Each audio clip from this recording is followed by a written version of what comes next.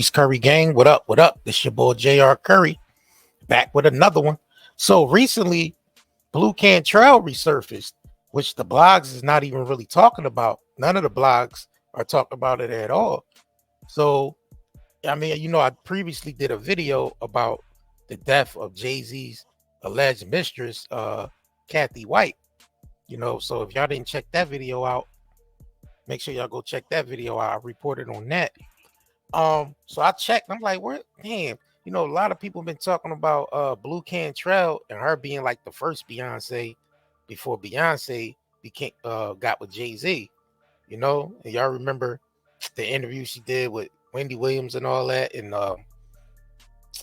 which I'm gonna pull that clip up. So y'all know Blu Cantrell was an artist, in the early 2000s, late 90s, early 2000s that came, had hits out or whatever.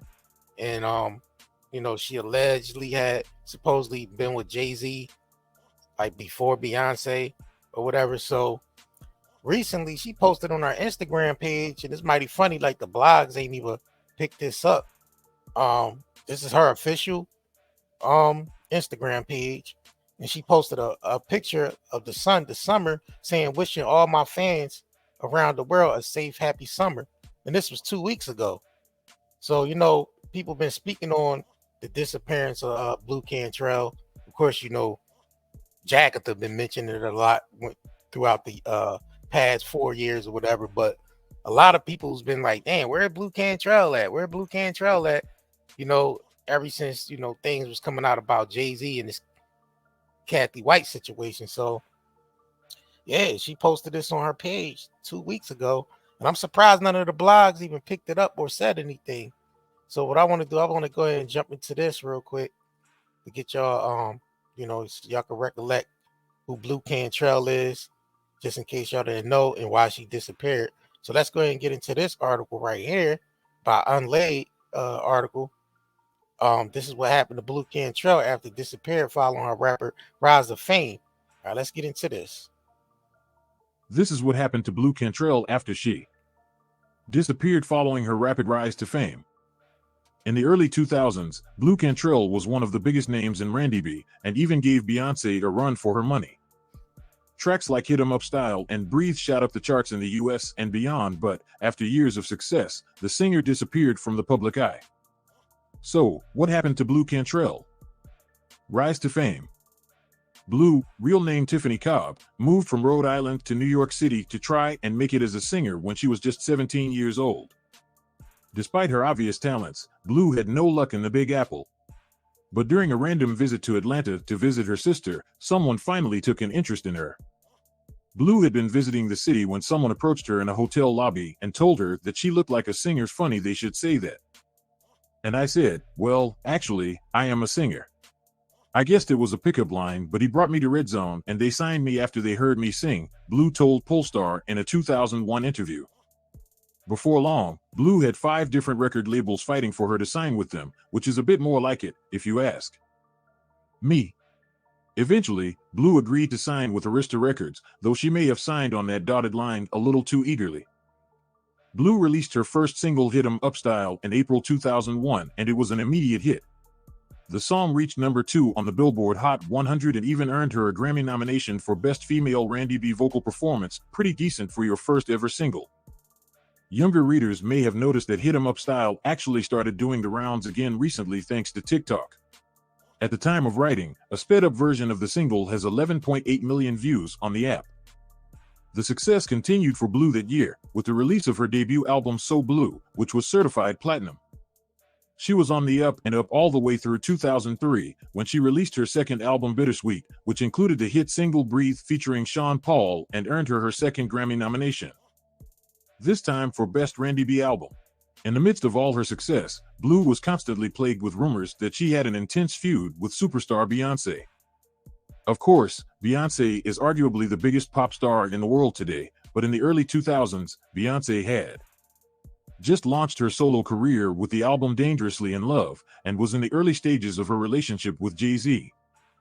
Since Blu had a close friendship with Jay and was releasing chart-topping R&B singles right around the same time as Bey started to, it was only a matter of time before the whispers started. Blu insisted to anyone who asked that there was nothing going on between her and Jay, though she did once admit to Wendy Williams that she had a big crush on him. "I still have a crush on him now," she spilled. "I don't care who he's dating, I always had a crush on him." Rumors of a feud were fueled even further when Blu pointed out the similarities between her songs and Beyonce's. Speaking to The Guardian, she noted that the music video for Beyonce and Jay-Z's song Bonnie and Clyde looks an awful like the promo for her song Roundup, which came out first. "If you really want to go down the wormhole," Beyonce whispers in the song Signs, "I was in love with a Sagittarius. I've been hurt by a Pisces.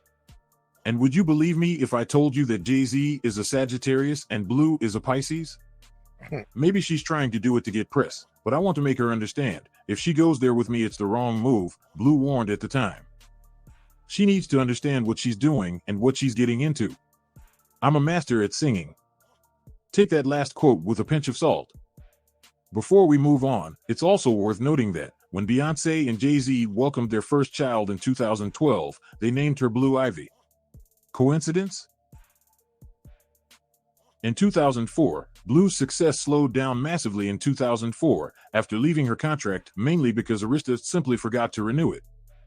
It was only then that she realized that she hadn't made nearly as much money as she should have during her time at the label.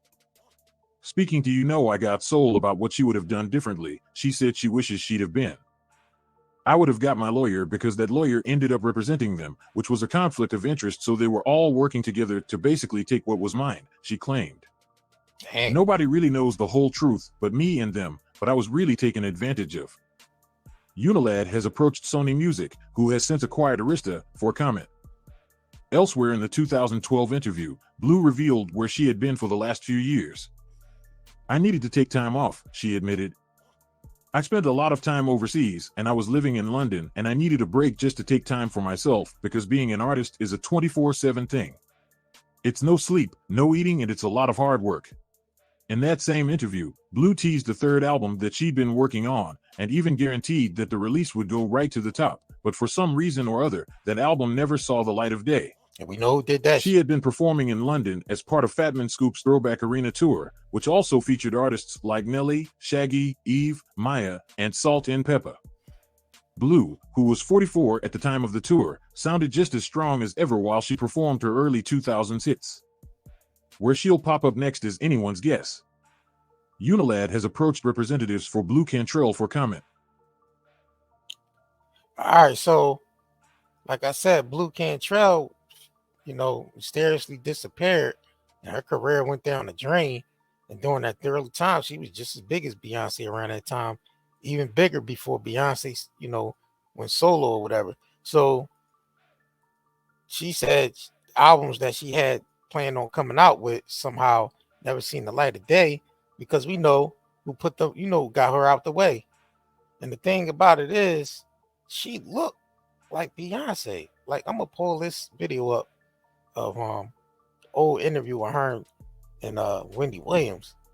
And she looks like her and Beyonce look alike. They both wore that blonde hair.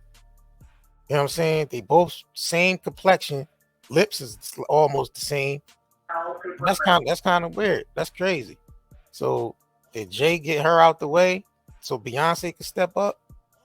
We know that's how they play in that industry. That's how they play. So let's get into this quick clip real quick with Wendy Williams interview Blu Cantrell speaking on Jay. No, it's a place. It's an apartment, and I have a. Hold on, this clip. All right, she's explaining where Jay-Z and Beyonce live in this clip that she was there before.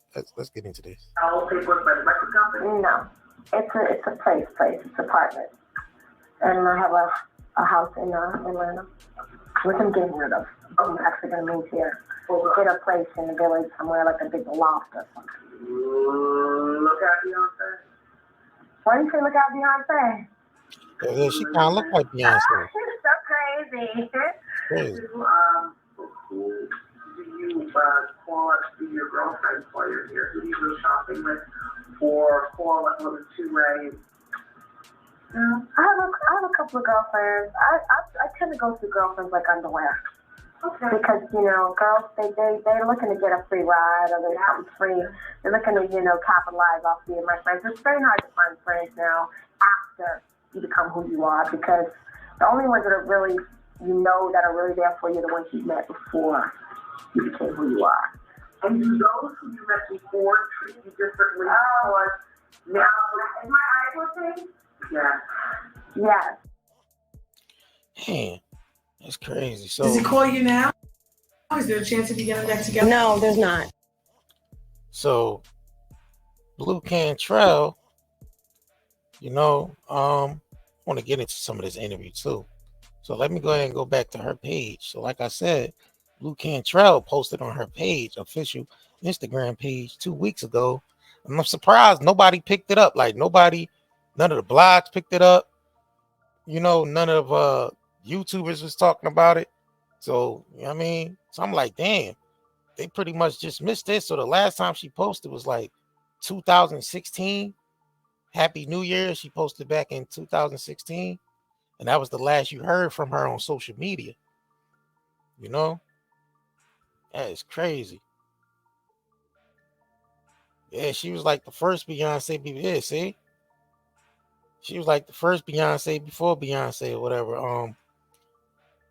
And she had dealings with Jaƴ-Z.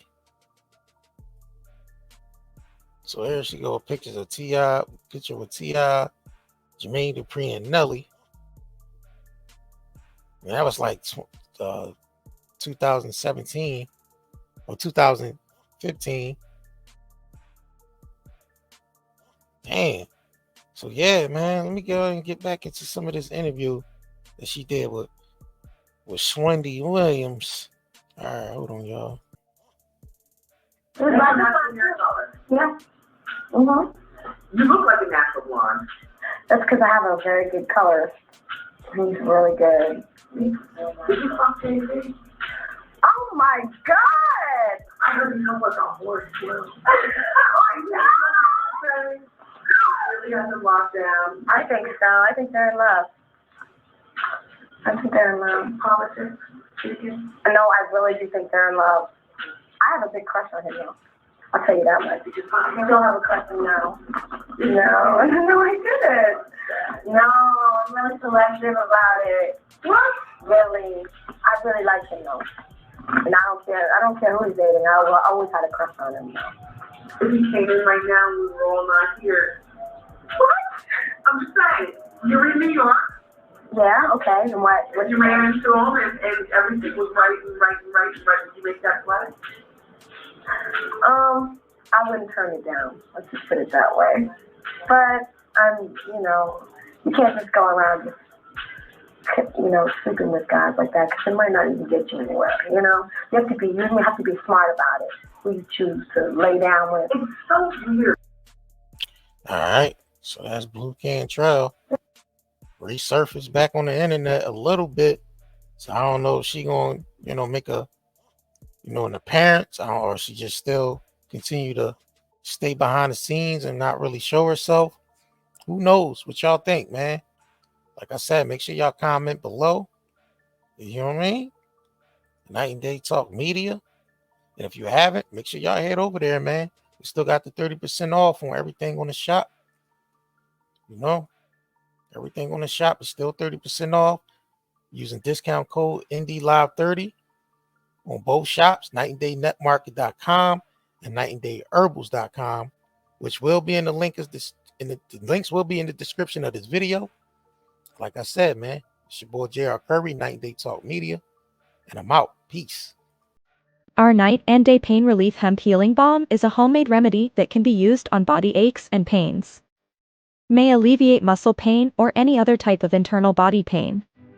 With 2,400 milligrams in this single 4-ounce bottle was made with the aim is to do its job. Why is it better than the rest?